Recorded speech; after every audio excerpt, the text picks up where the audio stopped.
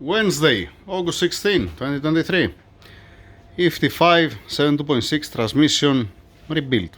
Okay, all the parts inside of the engine room. There is no new parts here. Only the old parts I'm bringing inside. All right. Transmission housing excellent. Surface beautiful. Same thing down here. Same thing inside. Same thing back. Where is the bearing? No problem whatsoever. Belt housing, same thing. This surface is excellent. The other surface where it sits the oil pump, it's beautiful. No problem.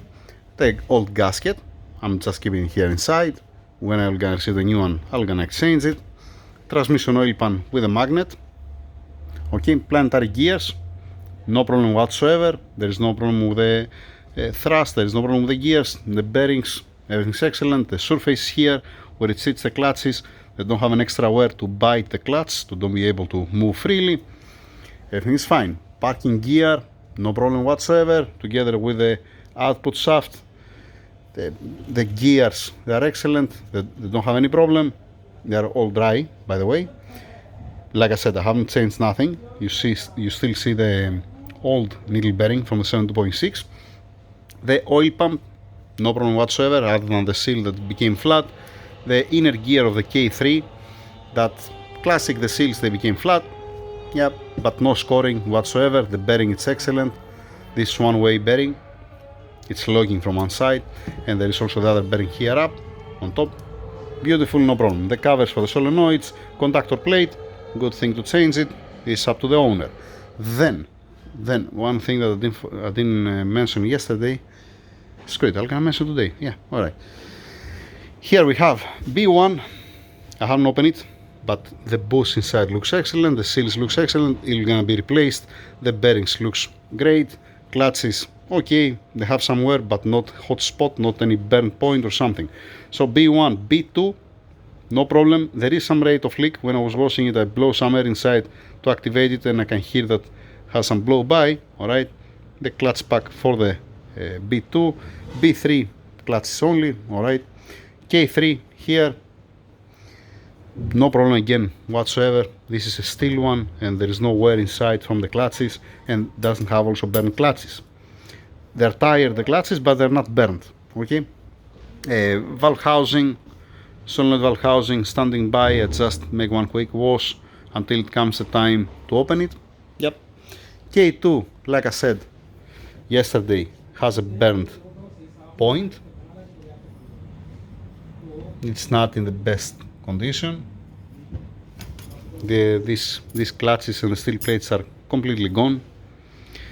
It might even slip on the bone stock application, the K2. Now, what I want to say, I want to show you here. Here, the K2 clutch, it's engaged on the 3rd, 4th, and 5th gear. On these 3 gears. If there was abuse on the car, if there was abuse in the car, or if you was launching the car, first thing what's giving up, the first clutch that they're burning, it's the K3. Because you see the K3, it's been engaged on the 1st gear, on 2nd gear, 3rd gear it's not, 4th and 5th. Together with other clutches, not only the K3, also the K2. It's not only the K2. You see that for the 3rd gear, it's engaged the K1, it's engaged the K2, and it's engaged the B2. As an example, all right? It's not only the K2. I'm just saying that the K3, it's the one I've shown you a couple of times in the past, even on the 7.2.9, 0.6 and 0.9, same thing. Okay, similar, not same, similar. Sorry. Usually, if you abuse the car, you see on the K3. If you have much more power, but it's tired, it has some blow by from the solenoids, it has some blow by because of the piston inside, I mean escaping the oil pressure, you can burn the clutch. That's the thing. Now let's see the rest of the parts.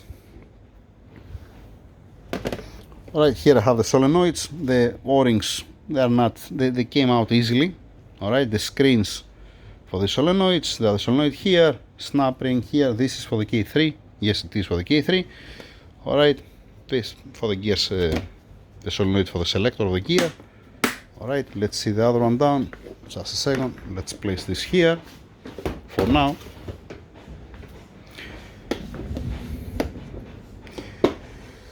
What do we have here? The breather with the old o-ring. Okay. We have the conductor plate connector that comes here with the old o-rings. A rubber piece. This I asked to bring me a new one. Nobody bring me new till today. I wish to have a new one because they're cracking usually. This is still soft, but there are two. It's nice to have it, to be there. Yeah. All right. Some bolts. Okay. The output shaft bearing, the main bearing, the rear one. More bolts. The thrust washer here. Another thrust washer here. This is for the output shaft, the small one. The big one is where it goes on the K3 on top. This is for the parking brake. For the parking brake, gear selector, parking brake and gear selector. Old bolts, old nut. Okay, did I cover everything? The pin that's securing the parking mechanism with the old o-ring here need to be replaced, need to be changed. The snap ring here, be careful with that because you can lose it, it can fly away. And 1 second to put it as it was. I mentioned that I don't have the parts, right? I don't have the new parts. I think that I mentioned. Now, outside, what I have here outside, I have the output seal, the yoke seal, the rear seal, the gear selector seal, and the oil pan seal down. The filter, they throw it, the guys. It's on the oil strainer. I don't have to bring it in. Now, nothing now. I'm just standing by for the parts until I get the kit with the seals, the gasket, clutches, the Sonax repair kit.